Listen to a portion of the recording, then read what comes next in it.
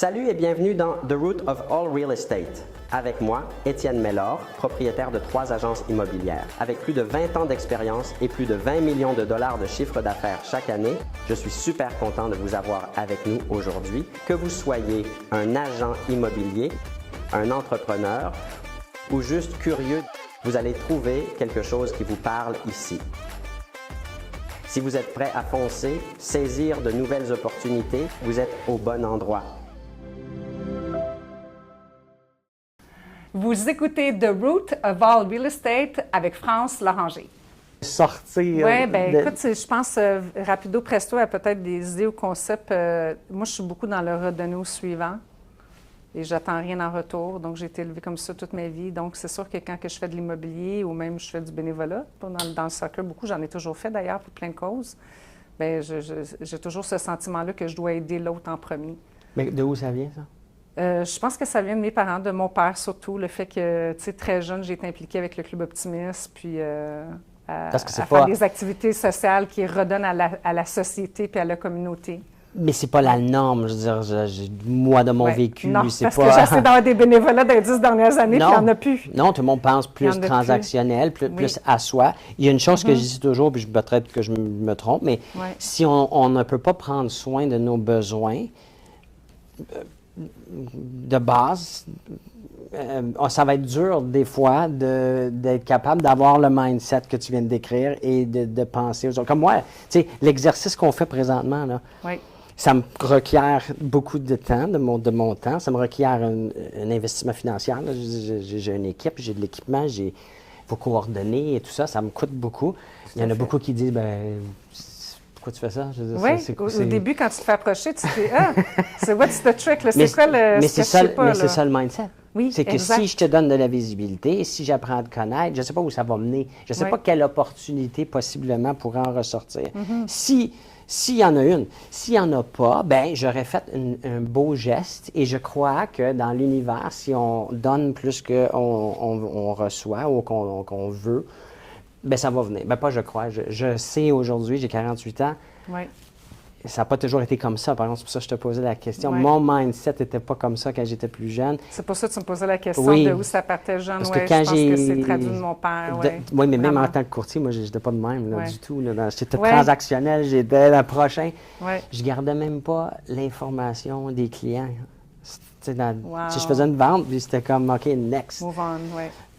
Fait que c'est intéressant de savoir que, toi, c'était... Oui, même que des fois, même si c'est trop, il faut que j'établisse des limites. Oui, il faut que je dise, mais non, c'est assez. Tu sais, au début, c'est sûr que, je veux dire, je m'impliquais beaucoup plus dans la vie des gens, mais mes clients, tu sais, le côté très psychologue. Là, je suis capable de venir raccourcir ça un petit peu, puis de dire, OK, j'en dis, mais pas trop, puis je m'implique, puis pas trop non plus, parce qu'à un moment donné, il faut rester dans son rôle aussi, qu'est-ce qui est d'être courtier. Ça, c'est bon que tu dises ça, parce que c'est vrai que dans les débuts, surtout peut-être plus, des fois, on va trop loin dans notre attachement émotionnel. C'est pas toujours évident de savoir c'est où la ligne où c'est assez. Exactement. Puis des fois, c'est les gens autour de nous aussi qui nous le disent, parce que c'est nos conjoints, justement. Hey, il est vendredi ou il est samedi, il est 5 heures, là. C'est le temps de la famille aussi. Là, je me sens mal. Ah oui? Parce qu'il est vendredi. Mais je comprends. Ils sont rendus un peu plus autonomes, les miens aussi, là. Fait que je sais même plus où ils sont, là. Ils n'attendent plus que maman soit à la maison pour faire à souper. Mais c'est vrai que c'est il y a aussi le fait de peut-être des fois... et comme je disais, il faut quand même aussi prendre soin d'une certaine base. Il faut qu'on ait la responsabilité de savoir aussi que, OK, il faut que je m'occupe de mes choses aussi. Il y a un certain minimum. Là. Oui, exactement. Puis c'est drôle que tu dis ça parce que dernièrement, dans les dernières semaines, c'est ce que j'ai fait d'ailleurs, surtout avec mes nouveaux projets, c'est de venir focusser puis d'en prendre moins, d'apprendre à dire non aussi. Moi, je fais partie de ces personnes qui disent toujours oui. Donc, mais j'aime l'optique de ce que tu m'as dit, que voici ce que je fais, je ne sais pas ce que ça va donner, mais je le fais pour peu importe.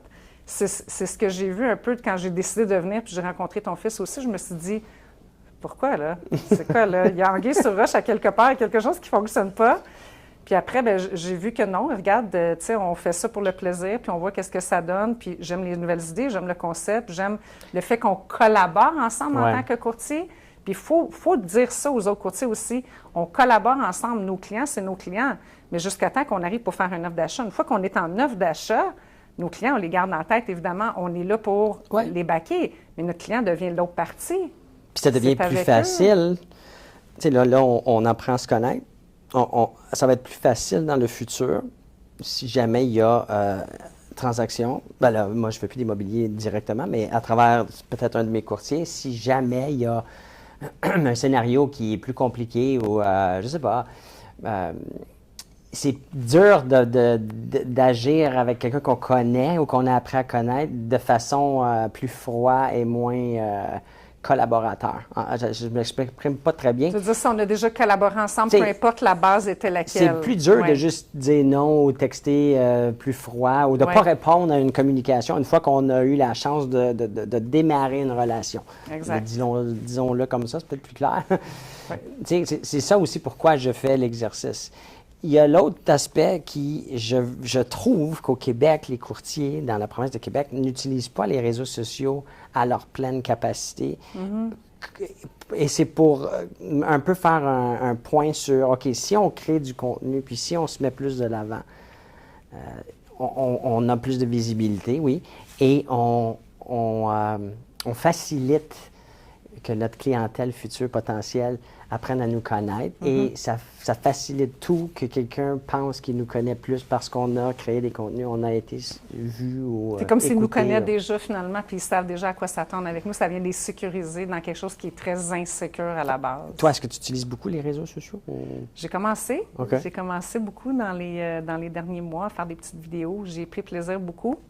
J'ai pris plaisir parce que j'ai commencé à faire beaucoup de coaching, puis à réaliser que j'aimais ça. Puis j'étais bonne pour vulgariser la matière. Les gens y appréciaient, donc je me suis dit, ben, OK, c'est le fun de le faire avec des nouveaux courtiers. Ben, Des fois, c'était pas juste des nouveaux non plus, c'était des anciens. Mais non, d'avoir cette capacité-là à transmettre la matière, j'ai découvert ça.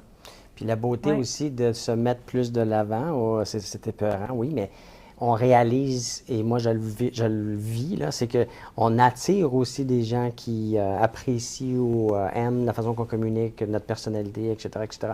Fait que pour une clientèle, si tu es capable d'attirer plus de gens que toi-même, tu vas plus aimer travailler avec parce qu'il y a déjà eu un genre de début de relation en digital, Oui, mais ça rend notre travail en tant que courtier plus le fun oui, tout à que fait. de faire de la Il sollicitation faut que la à froid. compétence ou- reste pareille. Ah, absolument, absolument. Mais je pense pas, tu sais, Ouais. c'est bon que tu dises Ouais. ça. Il n'y a Ouais. pas beaucoup de courtiers qui, de mon opinion encore, qui n'ont pas les compétences. Souvent, le courtier qui réussit pas ou qui a de la difficulté, c'est parce qu'il n'y a juste pas assez de visibilité. C'est pas un manque de connaissances côté marché ou côté technique, là, C'est vrai. transactionnel. C'est qu'il n'y a pas assez de monde qui le connaît. Il y a peut-être juste son cercle, son network, sa base de données, Oui, qui ne travaillent même pas non plus. Et quand je dis travail, ça veut dire qu'ils ne restent pas en contact avec eux. Ils ne se mettent pas assez sur les réseaux pour que ces gens-là continuent de le voir puis de savoir qu'il est toujours en vie, qu'il est toujours courtier, qu'il est toujours une personne. Est-ce que c'est toi tu as fait ça personnellement et tu as vu une différence à Ben partir moi, de ce quand moment-là? j'ai commencé un petit peu avant toi, là, il n'y avait pas d'Internet. Il y avait pas Edgar. de cellulaire. Ouais. Tu te rappelles de ça? Non, on avait des pagettes, là, les pagers. Ouais. Mais depuis que les réseaux existent, même pas. Moi, j'ai commencé en 2017 à les utiliser à leur pleine... Quand même. Ben, même pas à leur pleine, mais beaucoup. OK. Puis ma business, elle a quadruplé, Wow. si pas plus. Et tout ce que je fais comme génération de leads, puis c'est Ça tout à vient de travers ça. les réseaux sociaux. Wow. C'est gratuit. Exact. Avant, il fallait payer pour être dans les journaux, à la télé ou à la radio. Oui. Puis comme je disais, mon expérience, c'est que plus je me mets devant, plus je parle comme je suis, pas scripté, pas rien, les lives Ouais. que je fais, ben, plus j'attire les gens qui apprécient mon mindset, ma façon de penser, ma façon de voir la business. Oui. Puis c'est avec eux que je veux travailler. Je veux pas travailler avec quelqu'un qui a pas la même façon de voir les choses, C'est nécessairement. vrai, en vieillissant aussi, c'est ça qu'on réalise, hein? La vibe puis l'énergie, ça fait toute la C'est différence. important. Pour le client, parce que les résultats sont là, puis pour nous aussi, parce qu'on a le goût de se donner. Le Ouais. vibe il est bon, l'énergie est bonne, le transfert d'énergie se fait. Et puis surtout quand on se donne, comme tu disais tantôt, là, à fond. Oui. Fait que là, pour toi, aujourd'hui, après tant d'années, les challenges sont différents, j'imagine, oui. C'est plus la même chose qu'au début. Là, c'est quoi peut-être pour toi Le challenge? le plus gros, l'aspect sur lequel tu travailles le plus? Encore point de vue, on parle immobilier ou point de vue personnel ou les deux? Les deux. Le personnel, si. Ouais. Peut-être tu veux pas nous partager Ouais, ça, mais peut-être côté immobilier, de voir plus. Côté immobilier, je pense qu'on est dans le après-COVID. C'était quelque chose. On ne s'attendait pas à ça. Moi, je l'explique toujours comme ça envers les clients. Tu sais, avant COVID, on rentre au bureau, on commence à parler avec nos collègues. « Hey, moi, j'étais 3 en 9 hier. Hey, moi, j'étais 5 en 9. Moi, j'étais 3. Oh boy, OK, on commence le marché de vendeurs. » Et là, on le savait que ça s'en venait là, tranquillement, pas vite. On l'a vu venir, mais là, c'est un statement. Là. Vraiment, on est en offre d'achat multiple. Et là, bang, il ferme pendant un mois. Et là, après le mois, bien, tout s'est accentué. On a une vague de Montréal, sur la rive sud de Montréal, sur la Montérégie. C'était incroyable. J'ai trouvé ça dur, ce petit bout-là. Je ne vous cacherai pas qu'à un certain moment donné, ça ne me tentait plus trop d'être courtier. C'était un petit peu la loi de la jungle. Tout le monde faisait ce qu'il voulait. On essayait de vraiment venir raisonner avec le client, le marché, puis de faire le mieux.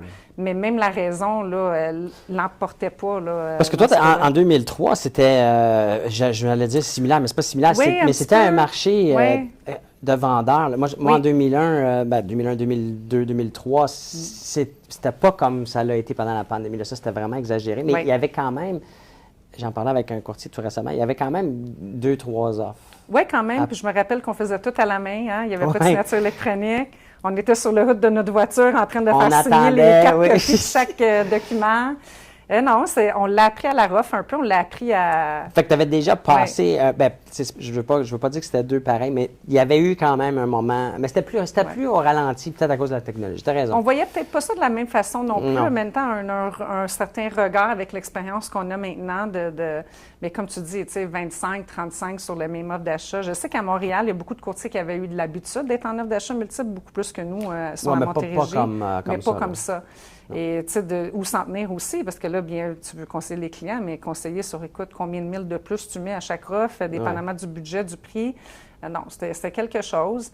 Puis le manque flagrant d'inventaire, puis le petit côté frustration que j'ai, c'est comment que c'est peut-être pas autant véhiculé dans les médias.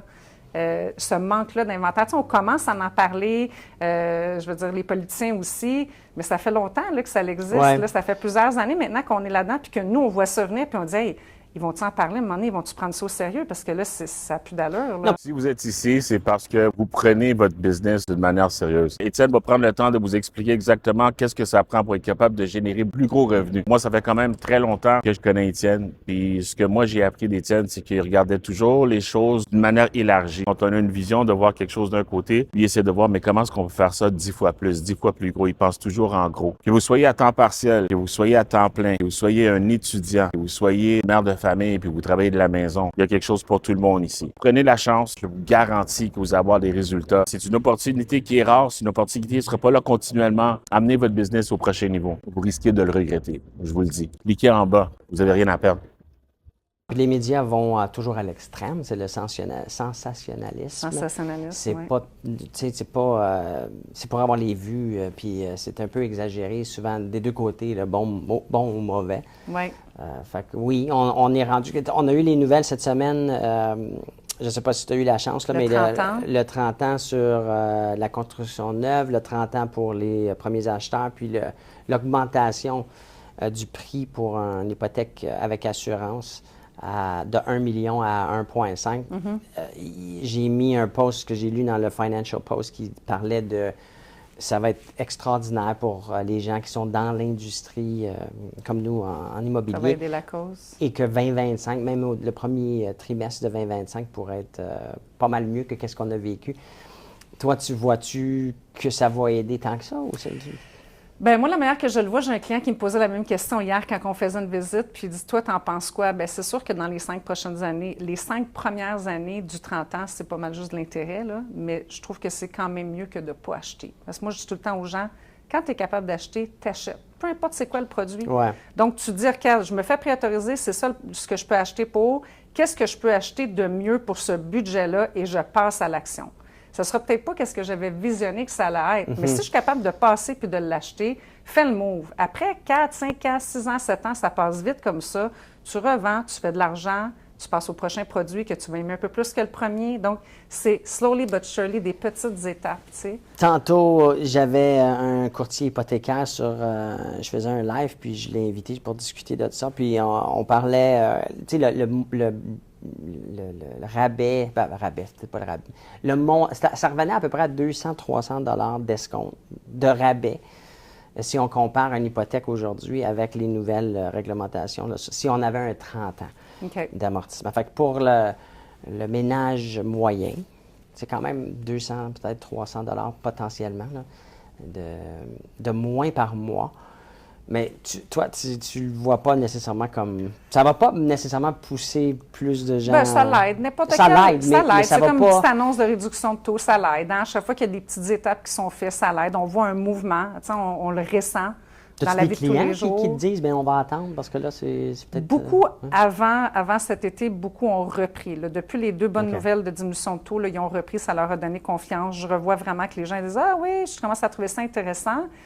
Mais je ne sais pas si c'est une si bonne chose que ça d'attendre, parce que finalement, tu le payes plus cher. Le prix va peut-être avoir plus de compétition aussi. C'est ce qu'ils donc, disaient c'est dans un couteau l'article. à 2 tranchants. Là, tu te dis, bien, OK, je vais attendre, mais tu attends après quoi? Tu sais? Et c'est important, moi, je suis tout le temps de voir le big picture of it all, puis pas juste le small picture, puis de dire, ah, mon petit paiement que je sauve le 200. Oui, mais si tu aurais fait le move il y a 3 mois ou il y a 6 mois, ton prix d'achat pourrait être il aurait été aussi diminué, le taux d'intérêt. Donc, il faut tout calculer avant de prendre une décision. C'est un calcul mathématique avant tout. Oui, puis il faut faire affaire avec quelqu'un qui a de l'expérience et avec qui vous avez confiance. Parce que là, je pense que l'expérience vient jouer un gros rôle quand ça vient à prendre ce type de décisions-là, que ce soit le courtier immobilier ou le courtier hypothécaire aussi. Tout à fait. Parce que est-ce qu'on choisit un taux d'intérêt variable ou on va avec fixe quand on sait que, bien, fort probablement qu'il va y avoir encore des réductions dans les prochains mois, peut-être même jusqu'à la fin de 2025. Fait que ça, c'est tous des trucs qui viennent... on parlait de peut-être 2 jusqu'à la fin de 2025, ce qu'on jase. Puis là, il y avait aussi le taux d'inflation qui était plus bas, là, qui était à 1,95, si je ne me trompe pas, là, au lieu il pensait que ça allait être 2 Fait que là, le 23 octobre prochain, il devrait avoir une autre baisse pour essayer de ne pas aller, que l'inflation n'est pas trop bas non plus. Il y a toutes sortes d'ajustements. Une balance. Ça pour dire que je pense que le futur de l'immobilier pour les prochains 2-3 ans devrait être quand même très bon. Oui. Que, comme tu dis, vous disais, les acheteurs ne devraient pas attendre, mais les vendeurs non plus. Je pense pas que ça serait une très bonne stratégie. Bien planifié. Oui. Lentement, mais sûrement, mais bien planifié, puis aller recueillir toute l'information aussi. Je trouve qu'il y a beaucoup de clients, ils font encore des décisions émotionnelles. Hein? C'est correct, on le sait, c'est très émotionnel de vendre une maison puis d'en acheter une. Mais va chercher les outils, rencontre un courtier, passe 1 heure et demie à faire le tour de tout. Là. Discute de tout ce que tu as besoin de discuter. Va sur les réseaux sociaux. Écoute les courtiers qui parlent de sujets intéressants où tu vois que, OK, ça a de l'allure ce que la personne dit. Puis faites vos recherches, puis après ça, choisissez. Oui. Puis n'allez pas avec juste ce que vous avez vu. Apprenez à connaître, comme tu dis si bien, la personne magasiner. Ouais. Pas juste pour le côté commission, là, pour le côté expérience, connaissance. Oui, tout à fait. Les régions géographiques que tu couvres, ça représente quoi? Bien, moi, je suis une fille qui vient de Brossard. J'ai été élevée à Brossard toute ma vie, donc j'aime bien couvrir Brossard et les environs. C'est mon petit coin de pays, même si j'habite maintenant le Roussillon, parce que c'est un petit peu moins cher pour acheter. Puis tu te promènes... Je me promène dans les entours d'un rayon peut-être de 45 minutes à peu près, je dirais, de Brossard. Puis là, tu as une équipe? Oui, j'ai une équipe que ça fait seulement quelques mois que j'ai commencé, une petite équipe. Ça, c'est combien On est 4, là, pour Puis l'instant. chacune a ses responsabilités différentes ou des régions? Ou ça commence Une qui est adjointe vraiment à temps plein, qui fait le service à la clientèle, puis 2 courtiers externes là, qui sont sur la route comme moi, qui couvrent des secteurs différents que les miens. Puis les types de propriétés, c'est résidentiel et commercial, c'est un peu de tout. Si quelqu'un veut investir... Plus de résidentiel. Je ne dirais pas que je ne toucherai pas le commercial. Moi, je suis une fille de chiffres, donc j'ai étudié en comptabilité, en finance. J'aime beaucoup l'investissement immobilier. Tu investis pour toi-même aussi. Là. Oui. Aussitôt que j'ai eu ma licence, dans les premières années, mon père s'est assis avec moi et il dit « Ma fille, on investit, on va chercher notre licence RBQ, on part. Tu vas aller en immobilier, on va y aller all the way. » Mais là, tu fais pas de réno? Oui, on en a fait pendant longtemps. À un certain moment donné, j'ai même eu une vingtaine d'employés sur le payroll. Oui, en même temps que j'étais en immobilier puis que j'avais des jeunes enfants. Donc, il a fallu que je fasse des choix à un certain moment donné. C'est d'ailleurs la raison pourquoi j'étais en équipe, parce qu'évidemment, on est capable de déléguer, de partager les responsabilités, faire plus de projets aussi en même temps. Mais non, présentement, on utilise plus la licence à titre de contracteur, de construire là, des duplex, début génération. OK, Et là, fait que mon si quelqu'un- prochain projet, là, 8 plex que j'aimerais construire à Wow. Brossard. Oui. OK, Je suis en fait que train là, de travailler là-dessus. c'est pas juste de la réno, là, c'est de la Non. construction au complet. La réno, on n'en fait plus. Là, on le donne à sous-contrat. On a des bonnes références, évidemment, qu'on a développées à travers les années. Fait Ça qu'on- fait quand même depuis 2007 là, qu'on Mais est, si quelqu'un cherche un 5 plus plex, unité, porte, il n'y a pas de problème. Là, tu oui, t'occupes oui, de ça ça fait aussi. plaisir. Ben oui, évidemment, oui. Puis tu as le côté financement aussi. Non, à l'interne, vous avez votre propre courtier hypothécaire ou des courtiers hypothécaires? On je a me des trompe? courtiers hypothécaires, dépendamment des banques avec lesquelles on fait affaire, oui. On n'a pas de préférence plus pour un que pour l'autre. On développe plutôt des relations d'affaires avec eux. OK. Mais oui, ça fait peut-être une dizaine d'années que c'est toujours les mêmes prêteurs, là, les mêmes visages, des beaux liens d'affaires, des gens, ça coche, comme Fait on que dit. c'est one-stop Efficace. shop. Vous avez toutes les possibilités, tous les services. Oui. Dans 5 ans d'ici, tu te vois où et à faire quoi? Ça ressemble Beaucoup à quoi? plus sur les réseaux sociaux. OK. T'auras pas le choix. Ah, ça prend vite, Non, beaucoup plus de réseaux sociaux, beaucoup plus développer ce côté-là, l'intelligence artificielle. On est rendu là, on doit mettre nos Tu énergies là-dessus. suis-tu ça? Qu'est-ce qui se passe? Je commence tranquillement, pas vite. C'est sûr que je choisis mes batailles parce que j'en ai plusieurs en même temps, mais oui, je réalise que c'est très important de s'impliquer puis de commencer tout de suite à poser des gestes concrets. Là. Il y a un Ouais. nouveau documentaire, je ne sais pas si c'est à Netflix, là, mais c'est Bill Gates qui a une nouvelle émission. C'est tout nouveau. Là, Ah oui? Et c'est sur, là j'oublie, c'est-tu la technologie ou le futur? Anyways, j'ai écouté la première émission avant-hier, puis c'est sur l'intelligence artificielle. C'est très, très, très intéressant. Et je pense que toute personne qui est entrepreneur, que ce soit courtier immobilier ou autre, se doit D'aller voir, de faire des recherches, d'études, de voir ce qui se passe. Parce que, et plus profond que juste ChatGPT, là, je veux dire, il faut, et c'est impressionnant et il va falloir s'adapter. Comment qu'il va falloir qu'on s'adapte beaucoup plus Très vite qu'on rapidement. pense. Ah, ouais. Parce que c'est ça qui est arrivé un petit peu avec Internet. Hein? Oui. Il a fallu que vite on s'y mette. Puis, Mais c'est encore dépendamment plus des vite, générations, ils ont trouvé ça rough. Mais là, Ils se sont adaptés plus vite. le mais- taux de croissance et de développement est encore plus rapide. Puis dans cette émission-là, là, ça en parle. Là, en tout cas, c'est un petit peu compliqué, là, fait que je ne veux pas rentrer trop dans le détail, mais il y a certains qui disent, dans le monde de l'intelligence artificielle, que d'ici 5 ans, il n'y aura plus de comptable, ou presque, il n'y aura plus d'avocat. Tout le métier un peu, il y aurait des courtiers aussi, possiblement. Là. Tous ces travails-là, c'est d'interprétation de data. Ça va être dur de compétitionner ou presque impossible avec l'intelligence générale artificielle. C'est plus juste l'intelligence artificielle, c'est l'intelligence générale. Mais en tout cas, ça pour dire que je pense que c'est une bonne Le idée. côté humain va être important. En fait, on va être remplacé, tout On simplement. va être remplacé, mais le côté, quand on fait une transaction, nous, en tant que courtier, le côté humain qui ne pourra pas être remplacé par la machine, Oui. il Non, il va va être- devenir de plus en plus important. Qu'est-ce que toi, tu m'apportes que je ne retrouve pas moi-même tout seul avec l'intelligence artificielle?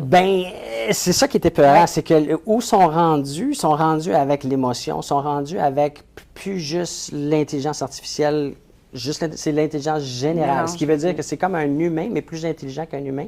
Wow. Et l'interaction avec la plateforme, là, avec les plateformes, tu sais pas que c'est pas un humain. Fait que c'est ça qui était peurant. Fait que si j'ai Ouais. mon téléphone, puis j'ai une application qui me montre des maisons, puis qui me parle, puis puis il y a même un logiciel, déjà une application, qui fait comme un conjoint aux gens, là. C'est une vraie chose. Puis les gens sont they're addicted to the thing.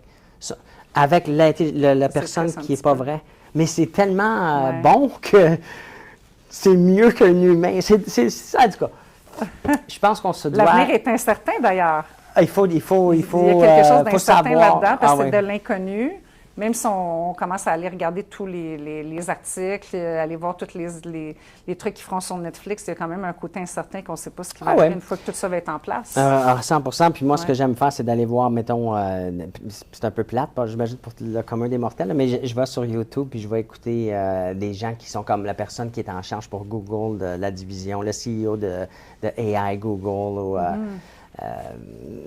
toutes ces Qu'est-ce que lui compagnies-là. en pense par Mais rapport à qu'est-ce ça? qu'ils disent, où sont disent? rendus, puis qu'est-ce Ouais. qu'ils sont en train de, sur quoi ils travaillent. Fait qu'il faut chercher un petit peu plus profond que juste les grandes lignes sur les médias puis le contenu pop là, que j'appelle. Ouais. Mais je pense que c'est important. Fait que c'est un peu bizarre de Mais c'est là finir qu'on sur va être ce dans 5 ans, ton-là. on va être en plein là-dedans, ça c'est sûr. Ouais, pas probablement. Peu importe qu'on en fasse le choix ou non. Et j'espère qu'on aura la chance de s'adapter, Ouais. tout le monde, et de continuer. Et trouver sa ouais. place. Ouais. Fait que merci d'être venu aujourd'hui. Ah, J'ai ça bien fait aimé. plaisir. Merci beaucoup.